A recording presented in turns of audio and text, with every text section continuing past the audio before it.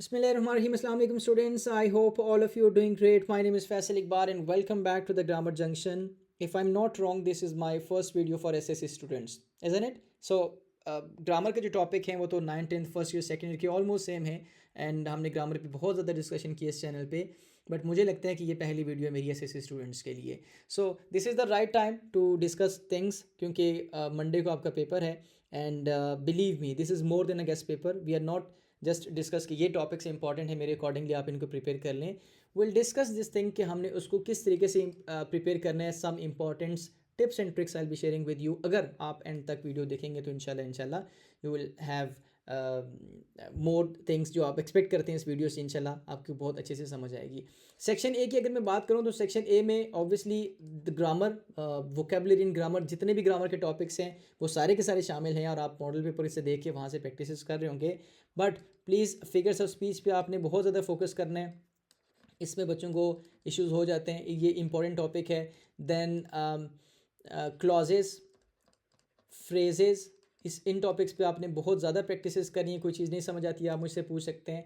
And parts of speech अगर ये topics आपके प्रिपेयर हैं तो इंशाल्लाह आपका अच्छा पोर्शन होगा. Types of sentences, conditional sentences, simple, compound complex and compound complex sentences, these are some of the topics कि जो हाईलाइटेड जो टॉपिक्स हैं और ये टॉपिक्स बहुत ज़्यादा इंपॉर्टेंट है तो आप इन टॉपिक्स पे बहुत ज़्यादा फोकस करें इंशाल्लाह.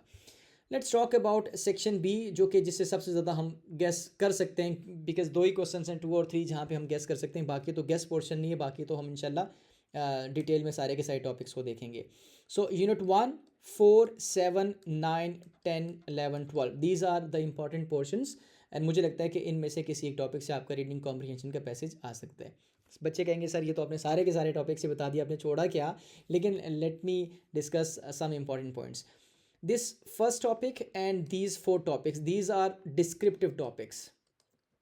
एंड अगर आपके यहाँ से आ जाए तो आपकी तो बल्ले बल्ले हो जाएगी क्योंकि these topics are already in third person point of view कि जब आप इनके आंसर्स लिखोगे.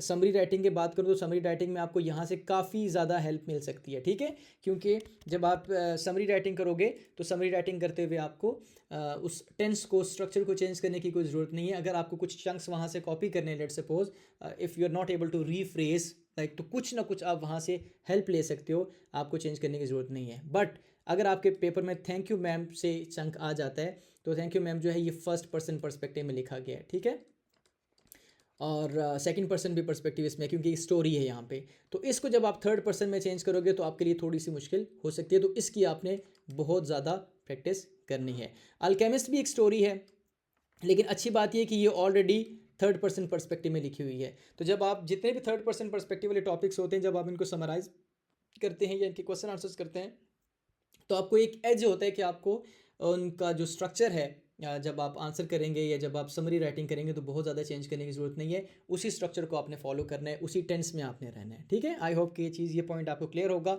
अगर कोई चीज़ पूछनी तो आप कमेंट्स में मुझसे पूछ सकते हैं. Let's talk about question number 3. आप सोचोगे आपकी बुक में तो 2 पोम्स हैं तो ये सर ने 3 यहाँ कहाँ से निकाल दिए. द रोड नॉट टेकन भी आपके बुक के इन्हीं चैप्टर्स के मदर नेचर या ब्लू के एक एक्सरसाइज पोर्शन में है. ठीक है, अब मैं यहाँ पे आपको स्पेसिफिकली बता रहा हूँ कि मदर नेचर में फोकस कीजिएगा first, fourth and fifth stanza पे. प्रिपेयर तो ऑब्वियसली आपने सारी की होंगी लेकिन मेरी रिकमेंडेशन पे आप फर्स्ट, फोर्थ एंड फिफ्थ कर लीजिएगा. ये बहुत इंपॉर्टेंट है और यहाँ से आपकी पेपर में क्वेश्चंस आ सकते हैं और पैराफ्रेजिंग आ सकती है. द रोड नॉट टेकन की बात करें तो ये इसका फर्स्ट स्टैंजा बहुत ही इंपॉर्टेंट है. ब्लू को मैंने स्टैंजा इसलिए नहीं लिखा कि ब्लू जो है क्योंकि एक नैरेटिव स्टाइल है, एक कहानी है, तो इसमें से ज़ाहिर कोई भी स्टैंजा उठा के आपके पेपर में जो है आपको दिया जा सकता है. एक चीज़ का ख्याल रखिएगा जब हम पैराफ्रेजिंग करते हैं तो let's suppose this is your like poetic form एक स्टैंजा है तो you are suppose to change that poetic stanza into a prose form. ठीक है, उसको अगर आप लिखते हैं this stanza in this stanza the poet wants to say that, अगर आप ये लिखते हैं तो दिस इज़ नॉट पैराफ्रेजिंग. ये पॉइंट आपने बहुत अच्छे से ज़हन में बिठाना है कि अगर किसी टीचर ने आपको लिखवाया है, अगर आपने किसी की बुक से ऐसे पढ़ा है या अगर आप कहीं से भी पढ़ रहे हैं किसी भी रिसोर्स से और वहाँ पे दिस स्टेंजा इज़ अबाउट या in this stanza the poet wants to say that ऐसे करके लिखा हुआ है so that is not a paraphrasing. Paraphrasing में आपने उस पोइटिक फॉर्म को प्रोज फॉर्म में चेंज कर देना होता है बस. फर्स्ट पर्सन है तो आप भी फर्स्ट पर्सन में रहोगे, सेकंड पर्सन है तो आप भी सेकंड में रहोगे. अगर ये थर्ड पर्सन में लिखा हुआ है स्टेंजा तो आप भी थर्ड पर्सन में रहोगे, आप उसको चेंज नहीं करोगे. उसी बात को रीफ्रेज करोगे, वही टेंस रहेगा, वही स्ट्रक्चर रहेगा, लेकिन अल्फाज आपके होंगे, आपने उसको रीफ्रेज करना है बेसिकली, ठीक है। तो इस बात का आपने बहुत ज़्यादा ख्याल करना है। तो ये जो स्टैंडर्ड्स आपको बताएं, प्लीज़ इनकी थोड़ी अच्छे से प्रिपरेशन कर लीजिएगा। Now if you talk about question number 4A, this is related to modal auxiliary verbs.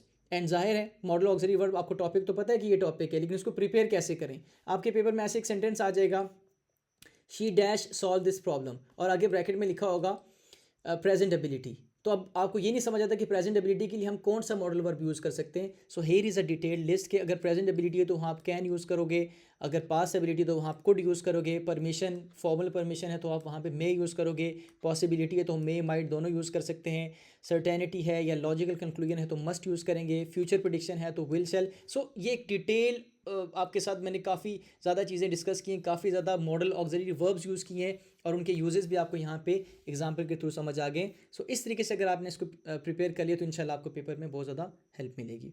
Now this is the question again, this is one of the most important question 4B, modify the sentences and rewrite it with appropriate adverb form, ठीक है। तो आपने पहली बात है इसको rewrite लाजमी करना है। हाल ही आंसर एक बच्चा लिख के आ गया, he spoke in a very gentle tone, तो जेंटली लिख के आ गया तो उसको मार्क्स नहीं मिलेंगे, आपने रीराइट लाजमी करना है। ये मॉडल पेपर के आपके क्वेश्चंस हैं। He spoke in a very gentle tone, he spoke gently, the baby cried in loud voice, the baby cried loudly, ठीक है। तो इस तरह की आपने उसकी adverb form, appropriate adverb form use करनी है। घबराइए के मत, थोड़ी सी आप चेंजेस कर सकते हैं, जैसे his behaviour was so polite, तो बच्चे को समझ आ गई कि वॉज सो पोलाइट को वो पोलाइटली कह सकता है, लेकिन how to put this politely in a sentence तो वो शायद उसके लिए मुश्किल हो। तो his behaviour was so polite, past form में तो आपने कहा ही बिहेव पोलाइटली, तो थोड़ी सी चेंजेस आप इस तरह की भी कर सकते हैं, कोई मसले परेशानी वाली बात नहीं है। So here is a detailed list कि जो मैंने आपके लिए बनाई है यहाँ पे, कि अगर आप इस लिस्ट को पढ़ लेंगे तो इंशाल्लाह इस क्वेश्चन को आप बहुत अच्छे से मास्टर कर पाएंगे, ठीक है। इन अ वेरी जेंटल टोन है तो आप जेंटली कह सकते हो, विद विजडम है तो wisely, with scornfully, with care carefully, in a sad tone sadly. So these are the expressions कि जिन अगर इस तरह के एक्सप्रेशन आपके पेपर में आते हैं तो आप उनकी जगह कौन से अप्रोप्रिएट एडवर्ब फॉर्म लिख सकते हो। आपने इसको बहुत अच्छे से प्रिपेयर करना है। ये नोट्स मैं आपके साथ शेयर करूँगा www.thegrammarjunction.com की ऑफिशियल वेबसाइट पे, ठीक है। Let's talk about this question. This is section C. Use the correct conjunction forms the list below to complete the paragraph. अब यहाँ पे आपको conjunctions जो हैं वो दिए गए, आपको लिस्ट भी प्रोवाइड की जा सकती है, आपको वैसे भी आपसे पूछा जा सकता है, my father was in need of money dash moral support dash he had suffered. लेकिन क्योंकि बोर्ड में अगर कंजंक्शन की बात है, हो सकती है यहाँ पे ट्रांजिशन डिवाइसेस भी पूछी जा सकती हैं, तो आपके लिए मैंने एक लिस्ट जो है तकरीबन 10 यहाँ पे कैटेगरीज हैं, ये 10 कैटेगरीज मैंने आपके साथ यहाँ पे शेयर की कि अगर आपको वहाँ पे एडिशन की बात की जाती है कि आपने किसी वर्ड को वहाँ पे ऐड करना है, कंजंक्शन अगर आपने ऐड करना है तो you can use these and also as well as not only but also, इस तरह के वर्ड्स आप यूज़ कर सकते हैं। अगर वहाँ ट्रांजिशन डिवाइसेस की बात है तो moreover, furthermore, in addition, besides, equally important, ठीक है। तो इस तरह के जो आप वर्ड है एडिशन के लिए और लिस्टिंग के लिए यूज़ कर सकते हैं। कंट्रास्ट के लिए ये वर्ड्स हैं कॉज, रीज़न, रिजल्ट, इफेक्ट, ये कॉन्सिक्वेंस के लिए आपके सामने ये लिस्ट मौजूद है, आप इसको देख सकते हैं। तो एक दफ़ा आपने सारी लिस्ट को पढ़ना है। दीज आर 10 कैटेगरीज जो आपको बहुत ज़्यादा हेल्पफुल इंशाल्लाह होंगी। So this is the detailed question. Question number 7. Write an essay of 200 to 250 words on any one of the given topics. So on the basis of the topics that are given in your model paper, मैंने 10 topics आपके साथ discuss किए हैं। How to build a happy family, pollution and its consequences, cybersecurity, how to stay safe online, the importance of education in our life, role of youth in nation building, then effects of load shedding in Pakistan, the impact of social media on teenagers, how to prevent global warming and importance of health and hygiene, the last one, the role of technology in modern life। ऐसे writing पे बहुत detail video मैं आपके साथ पहले discuss कर चुका हूँ, आई होप कि आपने देखी होगी, नहीं देखी तो उसको भी जाके आप देखें, और उसके जो नोट्स हैं बहुत डिटेल नोट्स भी ऑफिशियल वेबसाइट पे आपको मिल जाएंगे, वहाँ से डाउनलोड करें। वहाँ पे 3 एसेज मैंने दिए हैं कि अगर आप उन 3 एसेज को प्रिपेयर कर लो, वो मल्टी टॉपिक्स एसेज हैं, अगर आप वो याद कर ले तो आपके बहुत सारे वहाँ से टॉपिक जो है वो कवर हो सकते हैं। एक तो सोशल इशू पे है या लाइक इशू बेस्ड है ना, सोशल इशूज़ हैं या इन्वायरमेंटल इशूज़ हैं, इशूज़ पे है। और दूसरा जो है वो साइंस एंड टेक्नोलॉजी पे है। आई मस्ट रिकमेंड कि साइंस टेक्नोलॉजी के बारे में, एआई के बारे में आपने जो है इस तरह की एसेज जो याद करने, तो वो मैंने आपके वहाँ पे किए हुए। अच्छी चीज़ इस पॉइंट के बारे में कि how to build a happy life, एक आपको एग्जांपल दूंगा कि अगर हैप्पी फैमिली की बात होती है तो आप love, trust, respect, communication, shared responsibilities, spending time together, इस तरह के की पॉइंट्स अपने ऐसे में लाजमी यूज़ करें। और कैसी एग्जांपल्स आप कोट कर सकते हैं कि फैमिली के बारे में बात करेंगे तो celebrate festivals together, they help each other, listen to each others problems, resolve conflict peacefully. So these are the examples can be quoted. जाहिर है इलेबोरेट तो आप अपने ऐसे में खुद करेंगे, आपको एक मैं रोड मैप दे रहा हूँ, आपको एक कंसेप्ट दे रहा हूँ कि इस तरीके से आप अपने ऐसे को कंस्ट्रक्ट कर सकते हैं। इंट्रो कैसे कर सकते हैं, बॉडी पैराग्राफ में क्या लिखेंगे और कैसे उसको कंक्लूड कर सकते हैं, हर एक टॉपिक के लिए यहाँ पे डिटेल डिस्कशन है। आई होप कि ये डिस्कशन जो मैंने बहुत जल्दी जल्दी में कवर किया ताकि आपका मैं कम टाइम लूँ और आपके साथ में डिस्कशंस करूँ, क्योंकि आपके पेपर हैं, आपने पढ़ना भी है, इन चीज़ों की प्रैक्टिस भी करनी है, तो मैंने आपका ज़्यादा टाइम नहीं लिया।